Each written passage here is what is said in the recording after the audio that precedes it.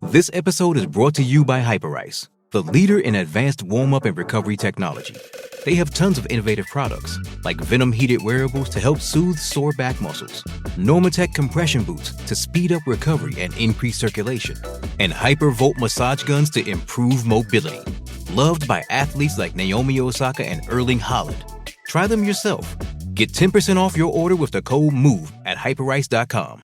With threats to our nation waiting around every corner, adaptability is more important than ever. When conditions change without notice, quick strategic thinking is crucial. And with obstacles consistently impending, determination is essential in overcoming them. It's this willingness, decisiveness, and resilience that sets Marines apart. With our fighting spirit, we don't just fight battles, we win them. Marines are the constant our nation counts on to fight the unknown. And through adaptable problem solving, we do just that. Learn more at marines.com.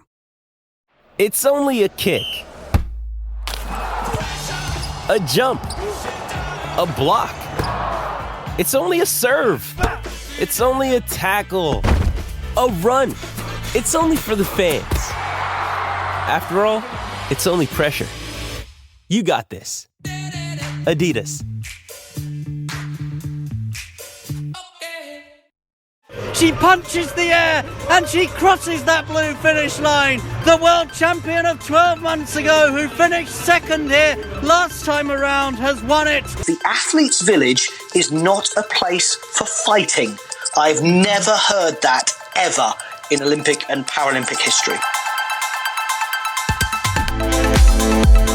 This is Anything But Footy, the Olympic and Paralympic podcast covering the games all the time rather than once every 4 years. I'm Michael. And I'm John, and coming up in this episode, I'm in Paris with 1 year to go. And let me tell you, they are preparing for the sports and athletes, of course, but they're preparing everything. There is scaffolding everywhere. It looks, from the pictures you've been posting on social media, very exciting. I'm very jealous. And as they are preparing for the Russian and the Belarusian athletes to compete as neutrals, we asked that question, whether they will be taking part in Paris 2024. We'll be hearing from Thomas Bach, the International Olympic Committee president. Also, how is Team GB's prep going? We're joined by the man in the know. They call him the Big Cheese, Le Grand Fromage. Commonwealth Games gold medalist from Birmingham as well, Joe Fraser, is on the pod, and Helen Glover, all hoping to do the same here at the Olympics right across the channel. You can always get in touch with us at Anything But F on Twitter. You can check out John's holiday snaps from Paris on there. You can find us on Facebook, on Instagram. You can also get us on Threads, and you can always send us a message through our website, which is anythingbutfooty.com. So, 365 days to go, 12 months to go. It's 1 year to go to Paris 2024 and the next edition of the Olympic Games. And for this very special edition of the pod, John is in Paris, and we say bonjour. Bonjour, ça va? Oui, ça va.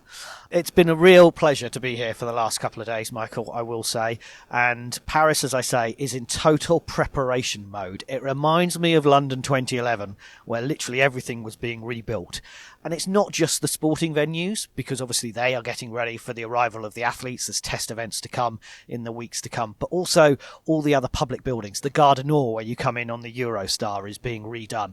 And everything has dates of 2024. They've got to hit these deadlines. It's what we've always said, is that if you have an Olympics in your city, you have to get it done for that time. There is no changing point. It has to start in a year's time. So the Place de la Concorde, where they're staging events, is being redone at the moment. But even places like the Madeleine Church right in the centre of the city, and l'Opéra as well, which is our equivalent of the Opera House in London, in Covent Garden. That is all got scaffolding right across it, and it's being totally redone. Well, the organisers of Paris 2024 themselves say that they are ready, they are on track, they have a game plan, and their ambition is strong. And I thought this was really interesting. They said it was more ambitious than when they won the bid in 2017, despite all the difficulties that have come since then. COVID, the cost of living crisis, the war in Ukraine.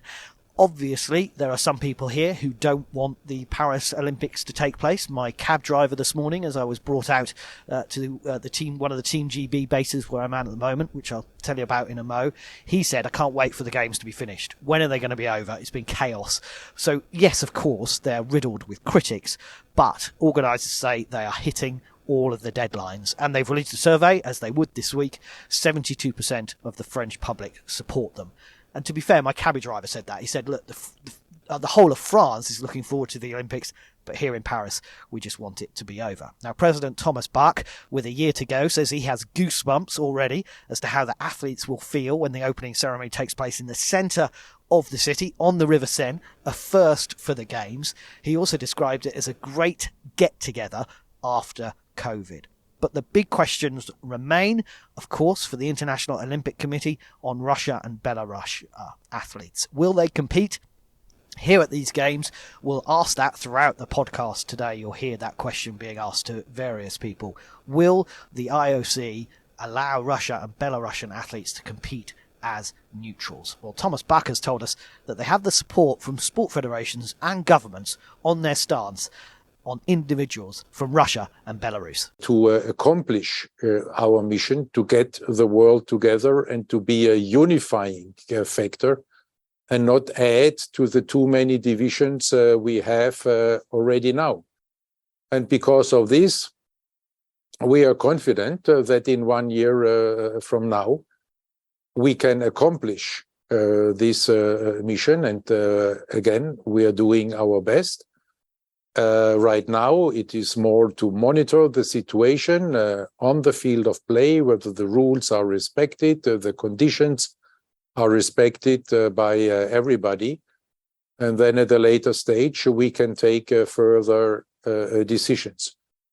How, in the end, this will be judged by history, it would not be about history if we could tell already now. We are focused on delivering on our mission right now, and we are doing all the very best we can to not discriminate any athletes, and again, to build bridges and not to erect more walls. Thomas Bach there speaking about the current stance on individuals from Russia and Belarus competing at Paris 2024, which kicks off in exactly 1 year ago today as we record. I'm not sure that Thomas Bach is adding anything new there, to be honest, to what we've already heard. We've always said, haven't we, that he will just take his time on this. He will monitor events elsewhere across the world, whether that is at Wimbledon, whether that is at another major sporting event that comes up over the next 12 months, and they will leave this decision as long as they possibly can. And I think that is what Thomas Bach is saying there. He says a lot without saying a lot, which obviously we know from leading members of the IOC they often do. So that's the IOC preparations ahead of Paris 2024. Let's hear how Team GB have been getting on, and John is in Paris with the Team GB delegation and their chef de mission, Mark England. In a nice chilly, overcast Saint-Germain-en-Laye today. Well, in all seriousness, people have been talking about heat waves. I mean, Paris hasn't been affected by like the rest of Europe, but obviously there was always that chance. Yeah, and we've got to look really carefully at heat mitigation, cooling strategies next year, because it could be, it could be a heat wave. So looking after the kind of health and well-being of athletes, particularly, in the Olympic Village environment, is critical. So we're spending a bit of time at the moment, actually, just looking at that and just doing some testing, and we'll come out with the right solution when the time's right. Paris is in full preparation mode. I've been here for a couple of days. Literally every road you turn, there's some building site happening. All the big buildings are being redone, and it's really getting into place. How's Team GB's preparation? Look, we are in absolutely top shape for the games next year. We've been working here for about 4 or 5 years now, just in terms of bringing that really fine tuning of our preparations and our performance centres, and we've got 3 kind of really key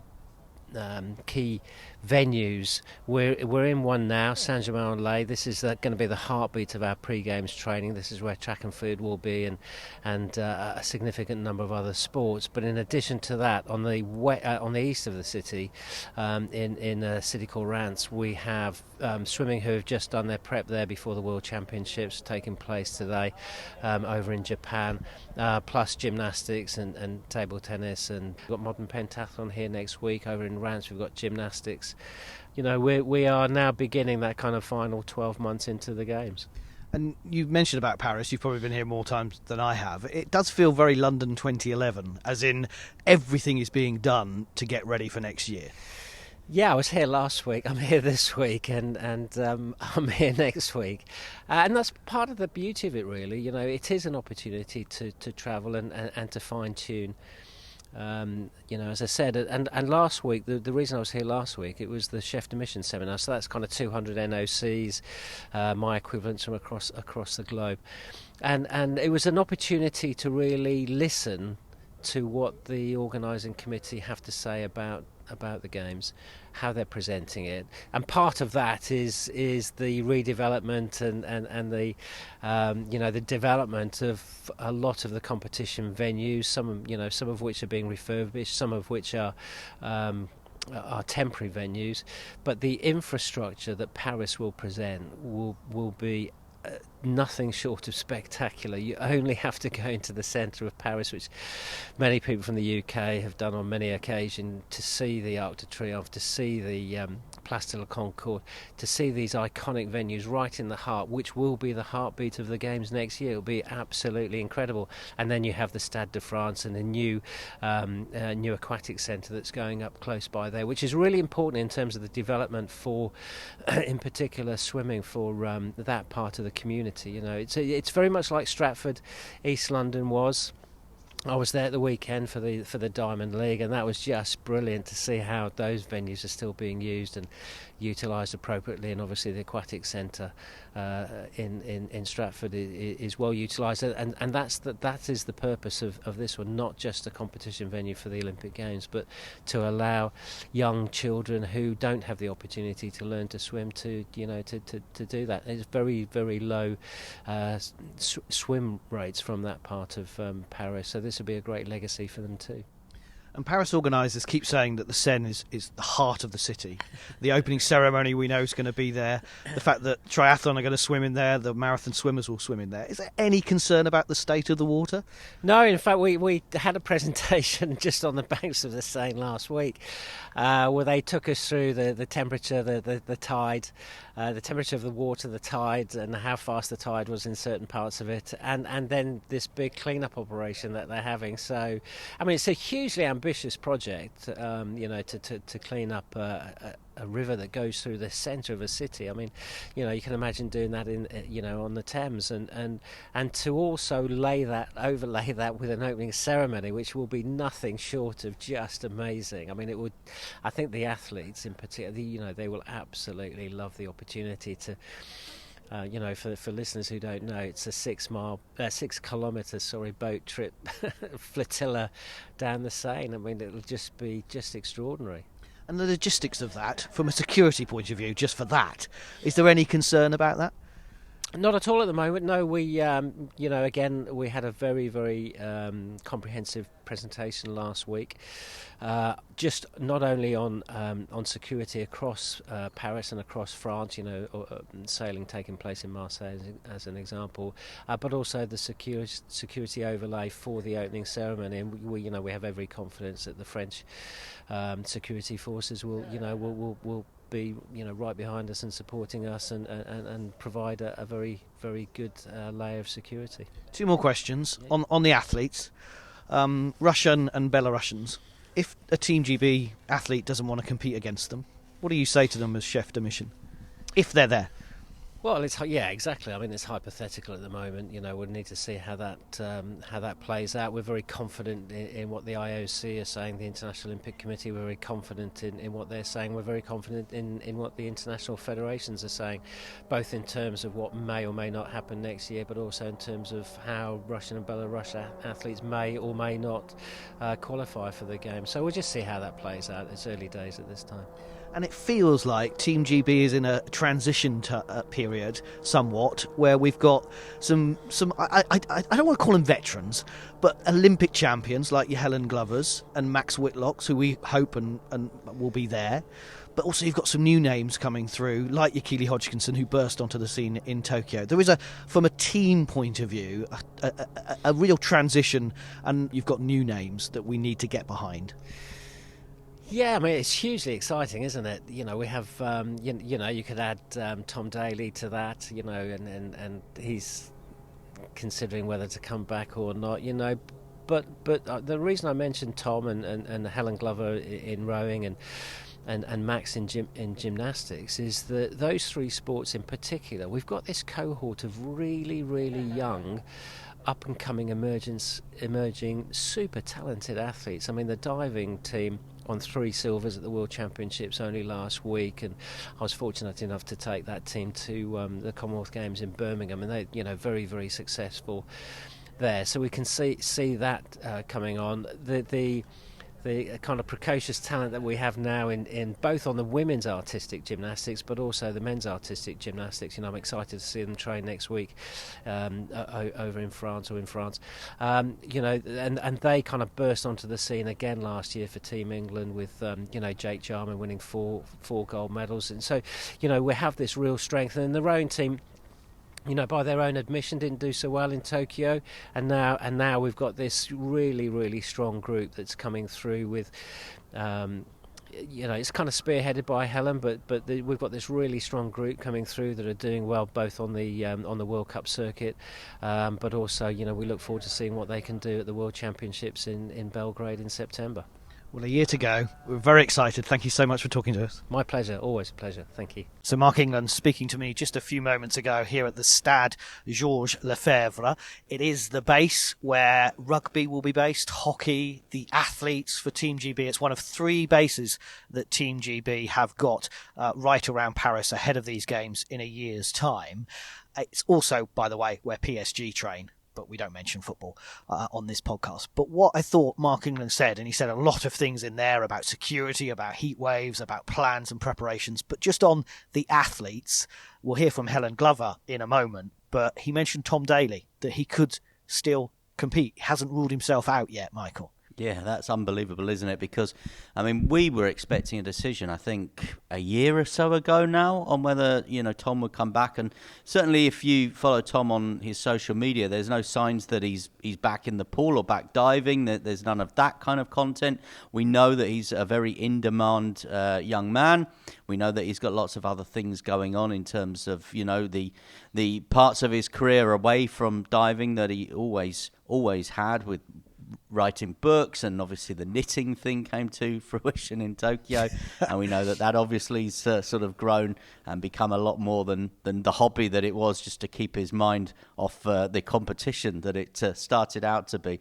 But yeah, here we are, 12 months away, and Tom Daly could still return. I think for Team GB it would be nice to have Tom Daly back, but as we've always said, they won't be taking anyone in their team as a tourist. They will only be taking athletes that they believe have a real opportunity to compete at the highest level, or athletes that need to go to a games to get some experience where maybe their focus is Brisbane in 2032 or Los Angeles in 2028. But having said that, sentimentally, and if sport is nothing, it's sometimes sentimental, wouldn't it be nice to see Tom Daly back? And add to that the likes of maybe Andy Murray as well. These guys that have given so much to the Olympic movement, have given so much to Team GB. It would be good to see them back on the team. But as I said, I think only if they're competitive. And I think the first person actually that would say that they only want to be there, they don't want to go just to carry a flag or, to carry the bags for their teammates. The first person I think who would say that they would only want to go if they were competitive would be Tom Daly, or indeed the likes of Andy Murray or Johnny Brownlee or whoever. All those names that we've kind of been supporting now for well over a decade, they would only want to go to the games if they felt they could, put on a good show there. This is Anything But Footy, the Olympic and Paralympic Sport podcast. Stay with us. More from John, who is in Paris for us with exactly 12 months to go to the next Olympic Games. Hey, it's Kaylee Cuoco for Priceline. Ready to go to your happy place for a happy price? Well, why didn't you say so? Just download the Priceline app right now and save up to 60% on hotels. So whether it's Cousin Kevin's Kazoo Concert in Kansas City, go Kevin, or Becky's Bachelorette Bash in Bermuda, you never have to miss a trip ever again. So download the Priceline app today. Your savings are waiting.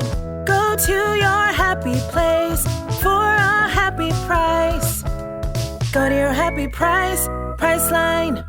We are in Paris with 1 year to go to the 2024 Olympic Games. This is Anything But Footy, the Olympic and Paralympic podcast. And Mark England also mentioned about GB rowing, that they didn't maybe have the Olympics that they expected in Tokyo. And he mentioned about Helen Glover returning. Well, Michael has been speaking to her. 1 year to go. Do you love the Olympics, Helen? Of course I do. Yeah. I mean, I loved it from a kid. I loved watching it. Never dreamt of being part of it. And now thinking I could be going to my fourth is just, it is still surreal.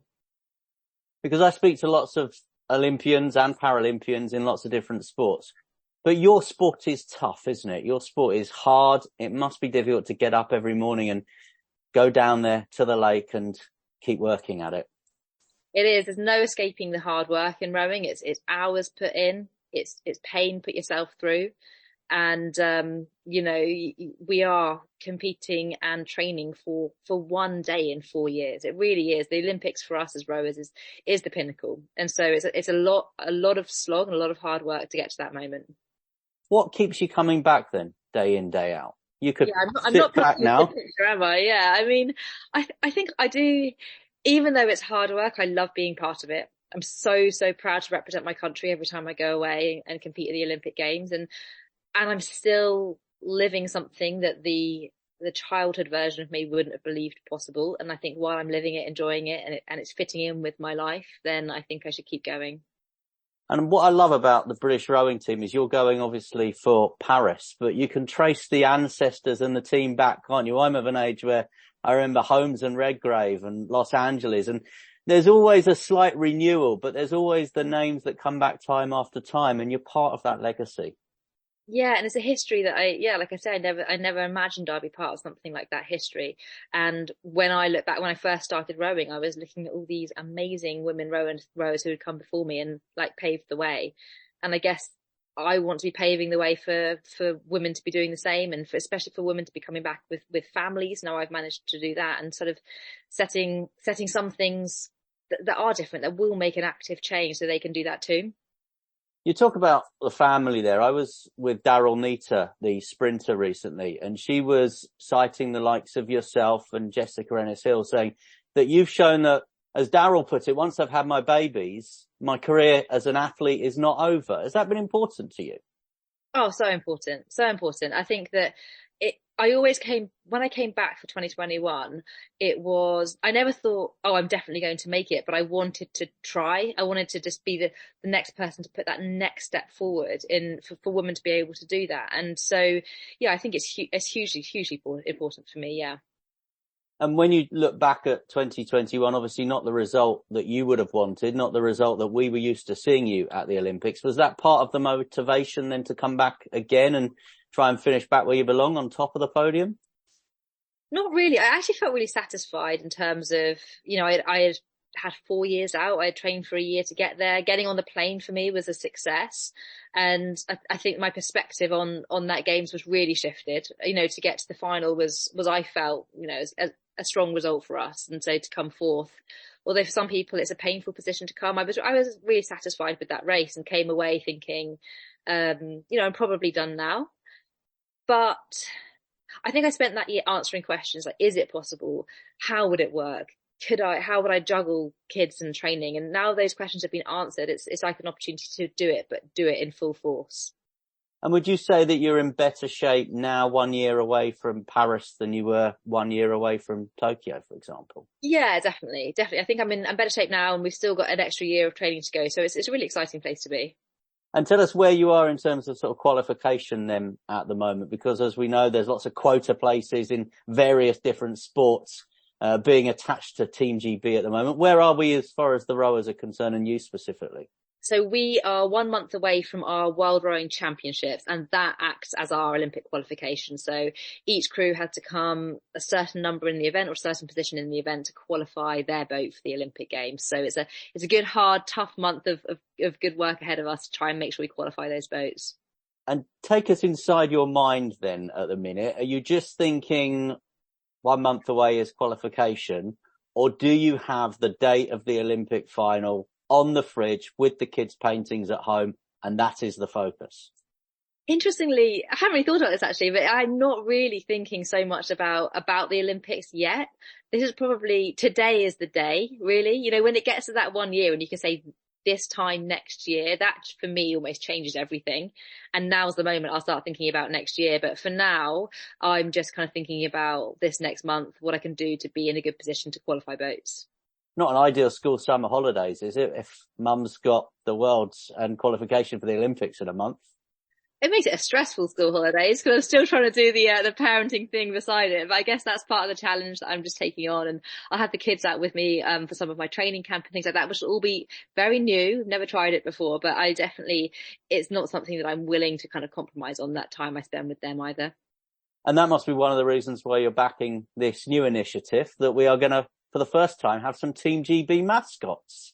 Yeah, and I'd never realised it was the first time we hadn't had mascots before. And for Team GB to choose 5 kids as their mascots, aged between 5 and 11, I think it's a really great way to kind of paint the picture of that legacy we always talk about. You know, that this generation are the ones that are inspired probably the most by the Olympic Games. And so, yeah, I'm just really excited to be behind this campaign.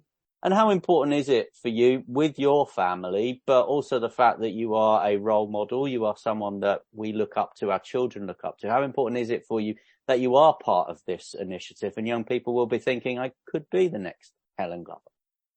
Yeah, it's really important. When I look back to myself in my childhood, I loved the Olympics. I just loved sport and everything about sport. But did I ever think it could be me? No way. I felt really detached from that. And I think bringing on board these kids, and they represent all the children in the nation, they represent them, and that kind of air of it could be you, and come along, be part of it and be a part of this amazing experience. So all a parent or a guardian needs to do is get online at teamgb.com/mascots, simply fill in the form, online details, and that's all you need to do for your child to be in with a chance of some amazing Team GB experiences. And it's going to be a wonderful Games, Paris. Some of the images, some of the projections that we've seen today, some of the presentations with the 1 year to go. And having not had the full experience 3 years ago in Tokyo, this one could be and should be very special. And the fact that people in the UK will be able to see it in prime time and hear it on the radio in prime time as well will be fantastic too. Yeah, I think since 2012, this is going to be the first Games in our time zone. And I think it'll almost feel like a home Games because of that. And we know we have this amazing capacity to support our athletes and to be behind them and to support the whole of Team GB as a nation. So I think we're just going to feel that in its full force. Well, always great to speak to you. Always good to catch up. All the very best for the next month and the World Championships. And hopefully once that qualification is done, we'll get to talk more about Paris 2024. Thank you so much. That was me speaking to Helen Glover on this special edition of Anything But Footy as we look forward to Paris 2024, which is just 1 year away. Now, we've mentioned that John is in Paris. He is there with the Team GB delegation, checking out some of their facilities, some of their planning 12 months away from the Games. And also part of that delegation, John's been speaking to the 3-time Commonwealth Game champion, Joe Fraser. We're here with a year to go. Have you got, like, butterflies in your tummy already? Definitely, it's hard to believe that we're already here again. You know, it feels like yesterday we were preparing for the last Olympics. So, you know, now we're 1 year to go. It's exciting. It makes you want to work hard and push yourself to the limit and see what you can achieve. So I'm excited. From an athlete's point of view, how difficult is it that the last Olympics was only 3 years ago by the time Paris starts? It's definitely different, but I think it's been positive as well. You know, we've been able to continue the stride that we were in from the last one, and you know, continue pushing throughout last year, this year, and now we're already back on that saddle, ready to go again. So I feel like we didn't take our foot off the gas, and it gave us a chance to just keep moving forwards. You had an amazing 2022 at the Commonwealth Games and lots of other championships as well. Do you hope you can take that form into Paris? For sure, last year was incredible, and I was handling a lot of injuries, and I was able to achieve great things that I'm very proud of. So I've used this year to get my body right, and hopefully next year will be all systems go. For those that don't know, you won 3 Commonwealth gold medals with a broken foot? Yeah, that's right. I broke my foot 2 weeks before the Commonwealth Games, so it was definitely a challenge, but it was a home games. I'm born and bred from Birmingham, so I really wanted to go out there and compete, and there wasn't much that was going to stop me from doing that. So able to achieve what I did out there was difficult, but I'm over the moon that it happened. And you also had shoulder surgery as well? Yeah, so I had shoulder surgery and foot surgery since then, so this year. But that's what I mean when I say I've taken this year to get my body reset, and hopefully it will be all systems go for that Olympic Games next year. You look back at Tokyo, do you feel like you could have performed any better? I gave everything I could to that Games, so I don't look at any result that I may have got out there as a disappointment or regret, because I know I really did put everything into it. It just makes me want to push harder for the next one and see what we can achieve out there. And that was your first Olympics. It's going to be slightly different, Paris. What one would hope. There's no COVID coming around the corner, etc., etc. Yeah, it's as close as I'll probably get to having a home games. It's really exciting knowing that friends and family could come over and watch, and it's an opportunity to get as many people involved within our sports and locally as well. So it's definitely very exciting and different opportunity we've got. I remember someone describing it as a bit of a home games for Team GB. We've got to remember, though, it is the French home games, and they're going to be strong. No, definitely. I think it's a great opportunity for them and ourselves as well, and we're really excited for it. I know all the different sports that are working as hard as they can to achieve great things out here, but 1 year to go, it's a very exciting time. Talk about getting people involved. The mini mascots. Can you tell us about that and how people can get involved with Team GB? For sure. So, like I say, it's almost like we've got our home games, and I think we've got this new scheme at Team GB where there is these mini mascots we are looking for. So we're looking for five children aged between 5 and 11 years old, and essentially they will be a crucial part in the Team GB team. They will be able to get some kit. They'll be supporting all the athletes. They'll meet some of their idols, and I feel like if I was between 5 and 11, that's something I would definitely have wanted to be involved in. So I'm really hopeful that we get some amazing applicants, and I hope they enjoy the opportunity. And you've been doing gymnastics since you were a very young boy. I mean, I can imagine you being really excited by that scheme if it had been going then. For sure, I started when I was 5 years old, so I would have loved the opportunity to, just go out and get to experience what an Olympic Games is like, let alone be around such great individuals day in, day out. So, yeah, definitely my parents would have got me involved in that, and I hope that lots of other parents do as well. Final question. From your perspective, how far away are you from qualifying for the Olympics? Because that's the thing. You have to make sure you book your spot. Yeah, you're right. It's not an easy task. We've got such a strong team now, and it's really exciting to know that. It's really positive. I just take in one day at a time. With gymnastics, you don't want to rush because you can quite easily get injured again. And I know what the end goal is. I know when the end goal is, which is really positive. And it makes it easier to then set small goals rather than just focusing on that long goal. But I know where I want to go, and I'm excited for the journey we've got ahead. Always good to talk to Joe Fraser, the gymnast, and as he said there, he wants to go to these games. He wants his second Olympics, but he has a battle on his hands to get qualification. They've got the qualification spot, British Gymnastics, but of course they haven't named the team as yet. And that is the same for all of these athletes that we're talking about, is that Team GB still have to pick their team, Michael.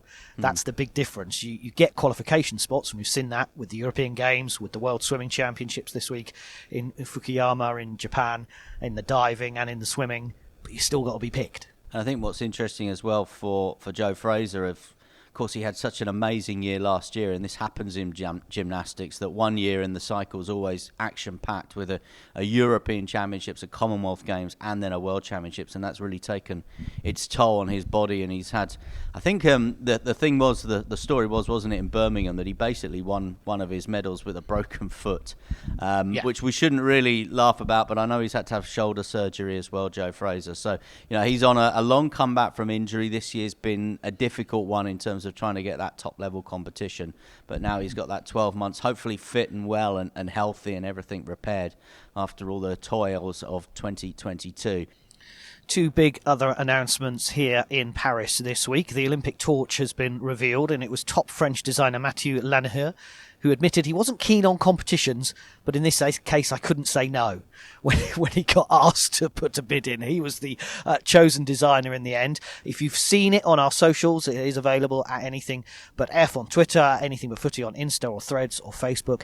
There is a water, and that's a common theme in these games, and we talked about the Seine earlier with Mark as the opening ceremony, where the swimmers will be for triathlon and marathon swimming, and you can really see that in the reflection at the heart of the torch. He also said he wanted it more curved to show a sign of purity and peacefulness. And it's interesting that they wanted a break from the designs of years gone by. So it's very different that it's narrow at the top and bottom and wider in the middle, rather than always, building up to the top, if you like. But that flame, of course, will be coming from Greece in April. I think it's lit in April next year, and then into France from May the 8th next year. And the other big announcement this week, with this 1 year to go anniversary, 6.8 million tickets sold so far, and they've just released more tickets today. So many people keep saying to me, where can I get tickets? Can we still go? Well, yes. So athletics, beach volleyball, boxing, rowing, canoe slalom, golf, rugby sevens, water polo, many more tickets have just been made available today. It's tickets.paris2024.org. When you talk about all these things, the torch and the tickets and everything else that's being unveiled at the moment, it makes me nostalgic, maybe a little bit jealous for this time 2011, when we were all counting down to 1 year to go to London and the Olympics. And, I'm not sure there's an appetite at the moment in this country to go again. I think maybe we might have to potentially stage the 2026 Commonwealth Games, but another Olympic Games in the UK probably seems quite a long way off. But when you talk about all these things and you describe what you've seen in Paris this week, I have to say I'm a little bit nostalgic and a little bit jealous at the moment. Well, John, it's been fascinating to hear some of your insights 12 months out from Paris 2024. And as I said, I'm nostalgic and a little bit jealous that London isn't getting to do it all over again, but super excited for Paris 2024. You get yourself back to Euro Disney now and the rest of your family holiday. Although, watch out, I've heard there is some environmental concerns around Cinderella's castle at the moment. People have been spotting a 6-foot mouse wandering around. For much more this summer, check out our sporting calendar and all our latest blogs on our website. That's anythingbutfooty.com. No dad jokes there. As ever, you can get in touch anytime at anythingbutf on Twitter, or you can find us on Instagram, on Facebook, and also on Threads. And I'll apologise for that bad gag. And Paris is prepping for its Olympic and Paralympic summer in style. We are preparing too on Anything But Footy. Tell your friends, pass it on, and get them preparing too for Paris 2024.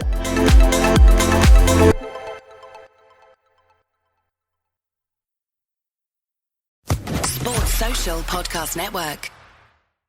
Lucky Land Casino, asking people, what's the weirdest place you've gotten lucky? Lucky? In line at the deli, I guess? Aha, in my dentist's office. More than once, actually. Do I have to say? Yes, you do. In the car before my kids' PTA meeting. Really? Yes. Excuse me, what's the weirdest place you've gotten lucky? I never win and tell. Well, there you have it. You can get lucky anywhere, playing at LuckyLandSlots.com. Play for free right now. Are you feeling lucky? No purchase necessary. Void where prohibited by law. 18+. Terms and conditions apply. See website for details.